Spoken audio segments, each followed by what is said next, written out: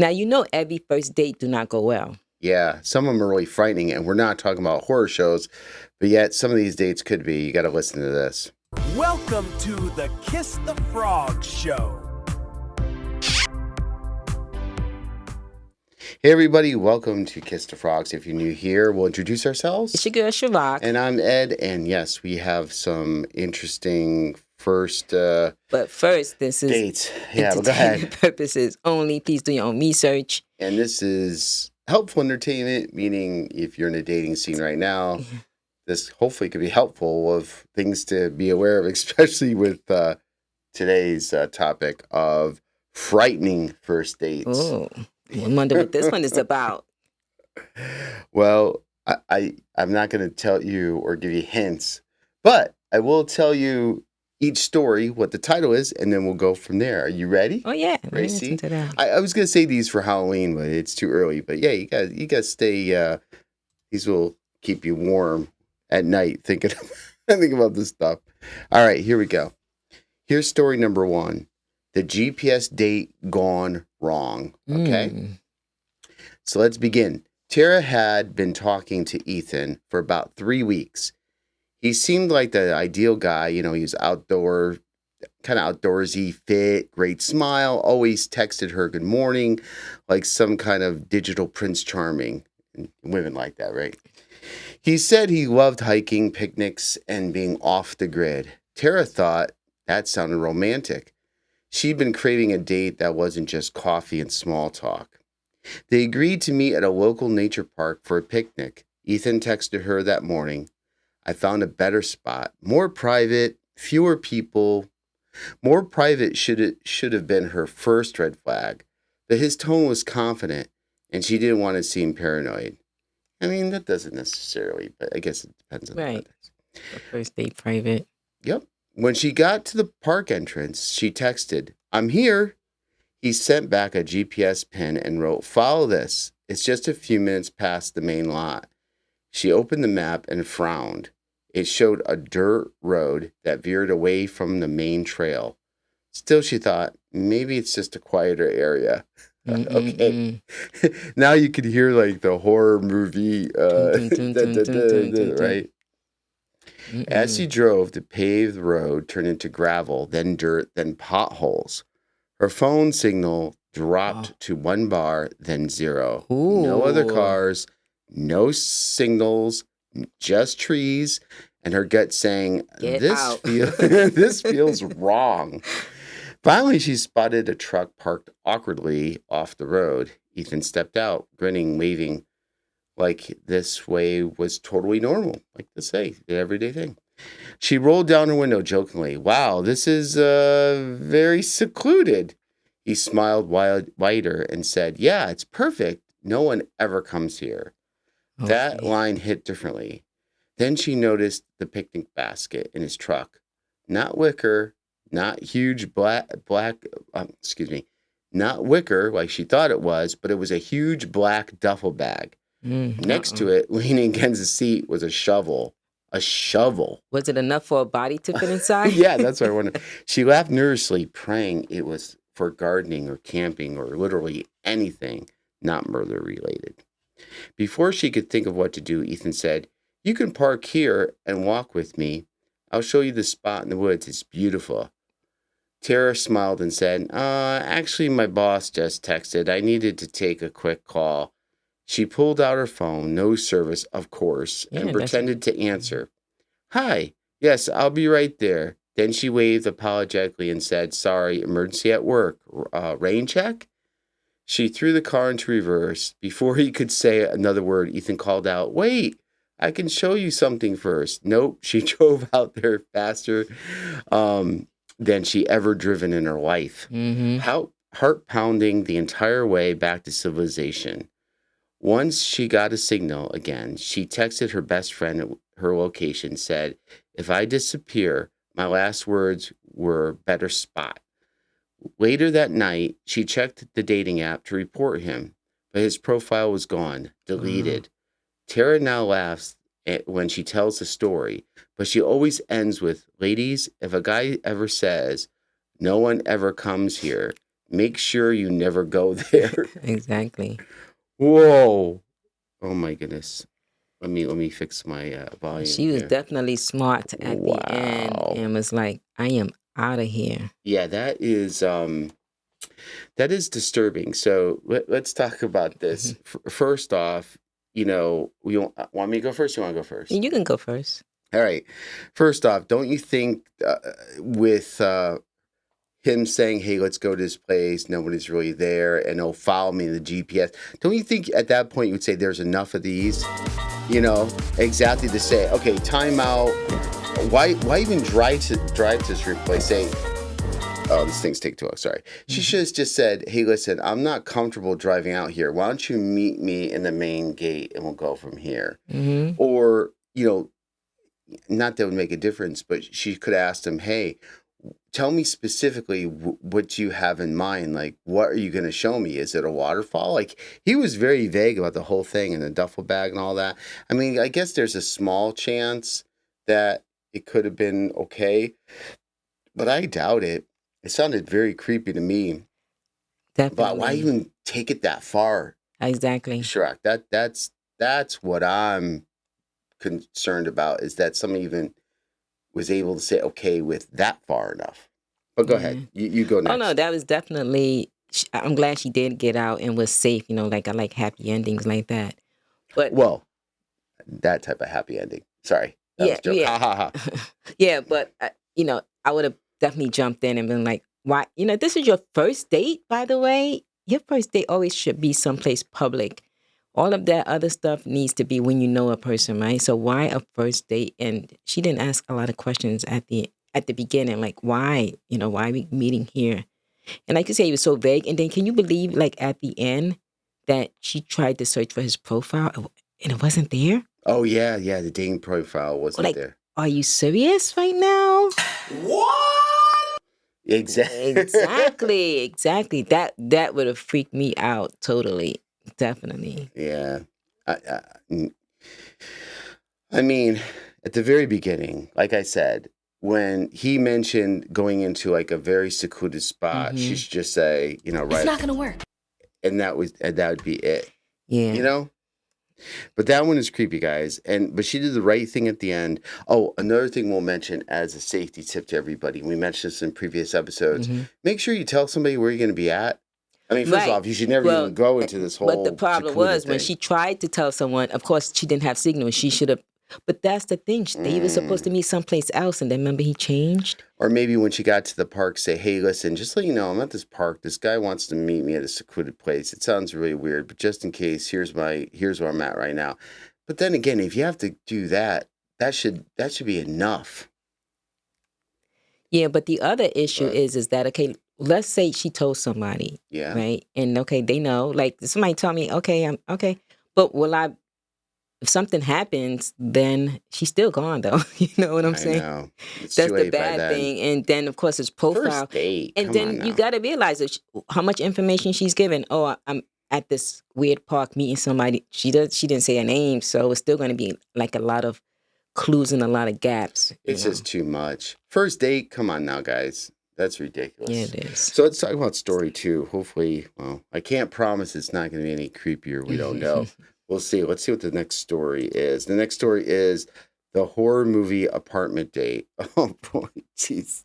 I hope this one's not gross. Okay, here we go. I guess it's Lena met Chris through a mutual friend's party group chat. That sounds interesting. He was funny, polite, and had a kind of a quiet confidence that seemed trustworthy.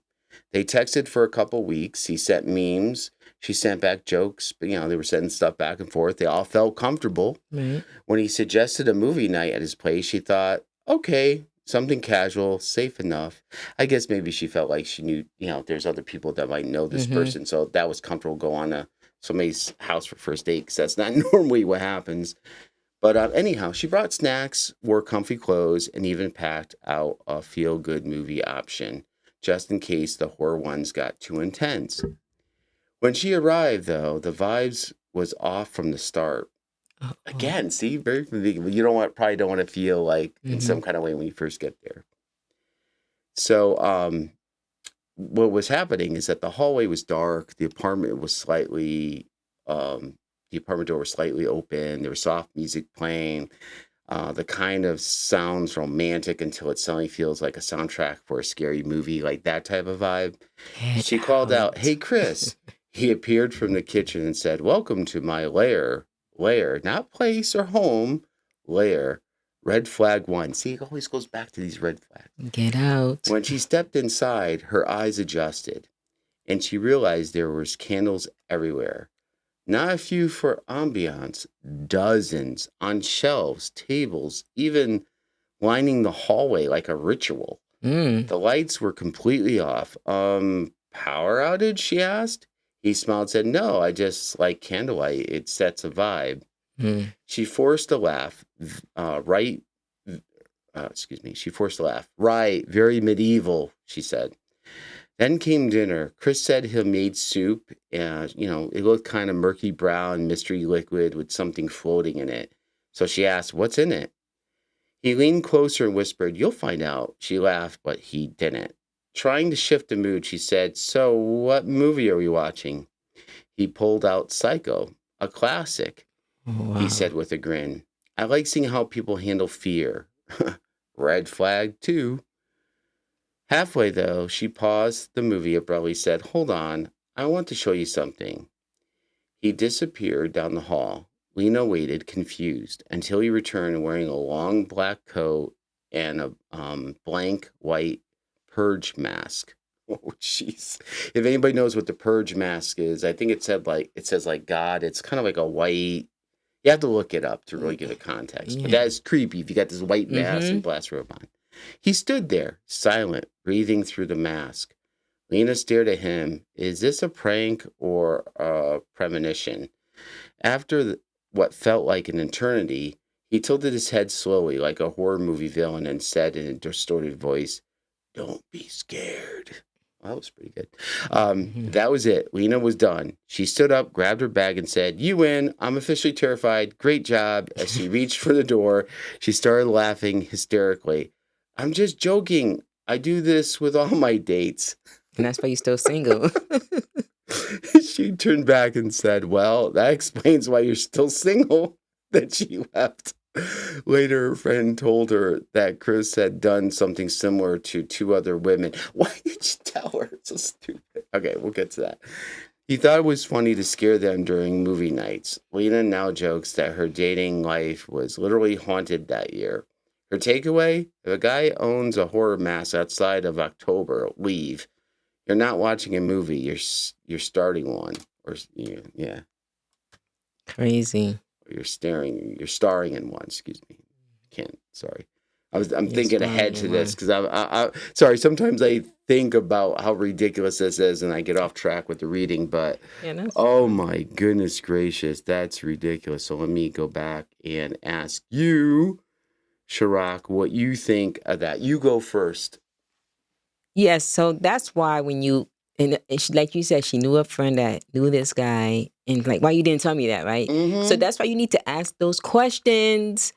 Can you tell me a little bit about him, like this, anything weird or anything like that? So at least you'll get a heads up, and Yeah. Otherwise, their friends are basically saying this. That boy is good. Mm-hmm. Good and terrible. Exactly, right?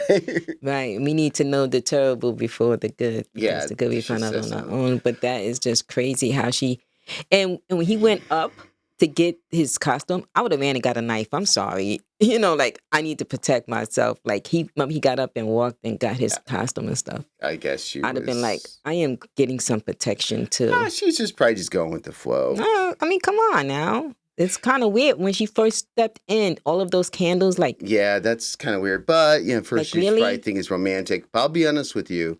So people who are into scary horror movies, some people, they like to set the mood, Mm-hmm. turn off the lights. Some people like to be by themselves. They like to create the atmosphere to make it more Right. spookier, especially an older horror movie isn't as quote unquote as scary as newer ones. Right, but you have to know a person's personality to do something Yes, like that. I absolutely. mean, I'm not going Or to. say, go ahead, sorry. Oh, no. It's just when you first meet someone, you don't know anything about them. Do you know if they into that? If they into it, you should know that before they come to your house. So they be expecting. No surprises. Sorry. Right. Otherwise, it's not gonna work. exactly. It's just not going to work. It's not going to work.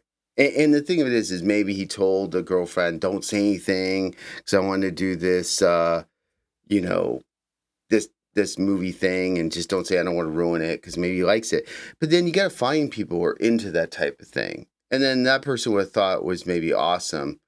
But I don't understand why somebody would think maybe he was testing her to say, okay, if she's into this, then she's my type of person. But you could just ask somebody. That's what I said. Ask those questions. Maybe he was high on the hashish. Yeah, exactly. I love that. But it's true. Like maybe he wasn't like thinking. But that's not cool. And usually I know when you first meet someone for the first time, I think you should have those long conversations over the phone. I mean, how long phones been out? I know, and it phones sounds been like out for decades and decades and decades. Now it's even easier, but you can even do the FaceTime. And they're part of this party group, but I know that they probably felt like comfortable with each other. And you just, I sound awful, but even if friends mean well, or casual friends, you still got to just put your head on your shoulders and make your decisions and go with your gut. Sometimes people are not always going to tell you everything because people want to see people matched up. Like I was, I'm not going to go into it, but I was like going to be put on this like blind date, and I kind of, said everything that I was looking for, and the person set me up with just the opposite of everything that I said because they felt, they're trying to get some lonely people together. And sometimes people just don't do that because they mean well, but they don't have the best interests of you, is what I'm trying to say. Right. And it's not going to work. And I know sometimes they were like, oh, I want you to be with someone. Like I know people definitely single but I would never think about matching them up with someone that know they are not a match with. If you know this person did this, you could have gave the person a heads up, say, hey, listen, just let you know, he's a really nice guy, but he's known to do this like scary stuff. It's no big deal. Just, I guess that's his thing. Right, exactly. But they're probably just trying to get him, hooked up. And what do you think? I want to hear some comments in the comments about this what do you think about this. We love to hear other people's opinion, and we may even read yours. Any last comments, Chirac, before we wrap up? I think you mentioned a lot, but just overall. Overall, like I said, question is the key. You need to communicate and ask those questions. I know sometimes, like he probably would have never told her because he probably said, I want it to be a surprise. Because some people are like that. Yeah. But, it's always to be safe at the end and just feel comfortable. And then for me, it's like, don't wait for red flag 2 or 3. If it's a big, I know people they don't want to really do something dramatic right off the bat. But there's a big enough red flag. This is a first date. I'm not talking small red flags. If it's substantial, you just got to call it a day. And I know sometimes time has been invested into the person, getting to know them, but there's a lot of reasons why it saves you time, energy, and everything else in the future.